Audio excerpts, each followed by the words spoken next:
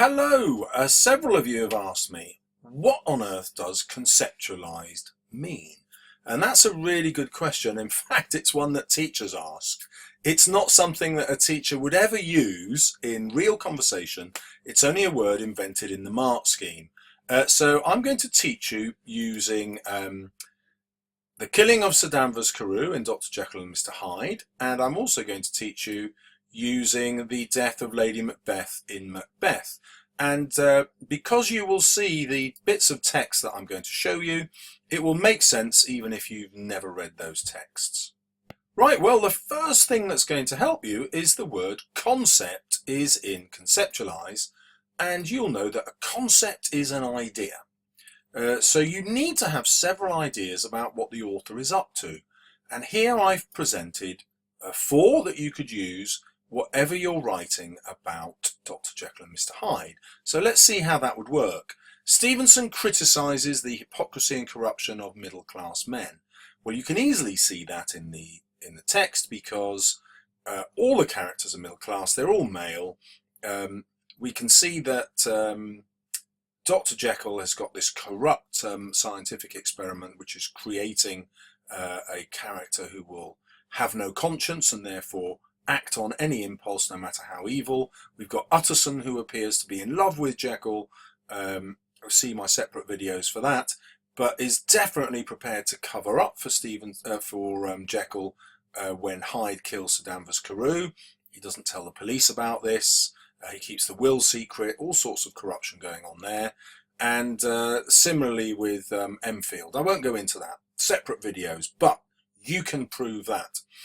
Stevenson shows that evolution does not imply moral progress, but only survival of the fittest. So Hyde outlasts Jekyll, which illustrates this point that evolution, we're used to this idea of evolution being a continual improvement, but actually Darwin didn't say that at all. He just said the one that adapts best to their environment will survive.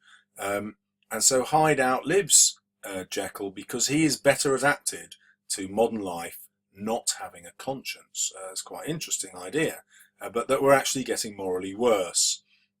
Another inference you can make if you want is that Stevenson is suggesting that science is too powerful and dangerous, and it's leading to a less secure world. And you can use some autobiographical detail to show how he spent large amounts of his life leaving Britain to escape it, perhaps because he didn't like the industrialization and the advancement of science. You don't have to believe that, doesn't matter. And finally, Stevenson criticises his readers' love of Gothic drama, which he's giving them in this story, but at the same time he's making fun of them.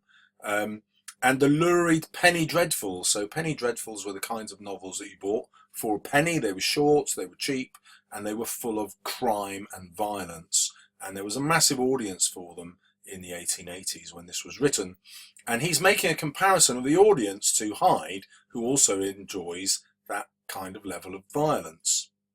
Now, once you've thought through the author's purpose in this way, it's a logical step now to write about that before you get to the extract.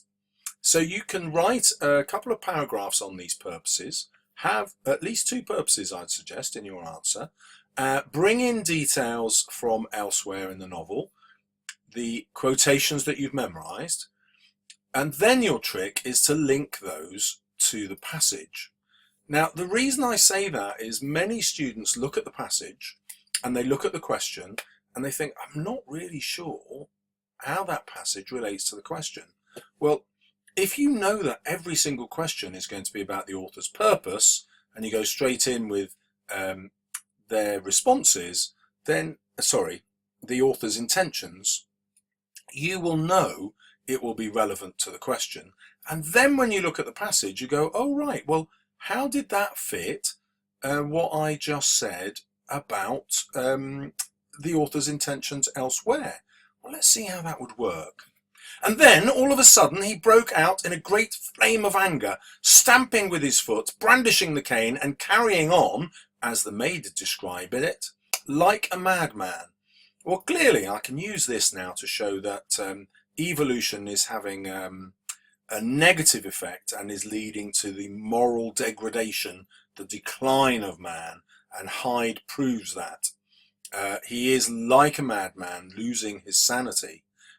Man will become less civilized as he evolves, and by extension, society will become less civilized as we lose our Christian faith. We can argue that. The old gentleman took a step back with the air of one very much surprised and a trifle hurt, and at that Mr. Hyde broke out of all bounds and clubbed him to the earth. So here we can talk about the lurid violence and the appeal of the penny dreadful. This could be why he's killed a leading MP, Sir Danvers Carew. It could be why he's been made into a kind of saintly figure. He's just an old gentleman. He appears innocent because he's most surprised by this. And then there's a little gentle irony here. He's a trifle hurt, he's only slightly hurt, just before he's about to be clubbed to death. So that contrast illustrates the way that Stevenson is playing with the audience's desire for murder. And we can take that step further. This is the same murder that Hyde desires, and therefore he's criticizing us, the reader. He's saying, look, you're responsible for this moral decline. Look at the stuff you're interested in. Look at the stuff we're reading about in the newspapers all the time and in these penny dreadfuls. This is dreadful stuff. And in a way, more crime is going to be committed because people accept it as part of society. There's going to be more murder and more scandal because this is what society expects. And next moment, with ape-like fury, he was trampling his victim underfoot. Well, now that matches both authorial intents, doesn't it? The idea of evolution is actually a retrograde step. We're going backwards. This is why Hyde is more ape-like than what we recognise as human. And it also adds to the violence and the lurid sense of drama. Okay. And hailing down a storm of blows under which the bones were audibly shattered. Again, he's dialing up the senses here. So we've got this auditory description of the bones literally cracking. And bear in mind the maid who's describing this is sitting at a window high up in the house opposite. And so that over-exaggerates the sound that must have been created with these bones breaking. Indeed, she probably wouldn't have heard those sounds, and we can talk about that as proof that the maid, just like the reader, is addicted to these ideas of exceptional violence. And the body jumped upon the roadway. Well, this is most unlikely, isn't it? It wouldn't jump upon the roadway. Could Hyde really hit it with that force when we see how small he is? On the other hand, you might decide that yes, he can, because this is a symbol of quite how evil he's become, and then by extension, how evil society is. So we can easily link the passage to those first two.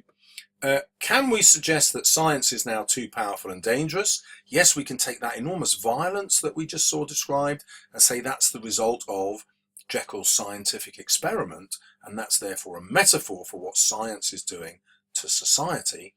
And we've talked about his criticism of the reader's love of Gothic drama. Okay, so it's very easy once you've got your author's purposes in mind to write that conceptualized response. You may find that you have time to write about all four. Certainly the top candidates would do that, but 2 is enough to get a really good grade. Okay, well, I'm trying to keep my videos under 10 minutes, so I'll do the Macbeth one in the next video. Sorry about that. Thank you very much for watching, and subscribe if you'd like more.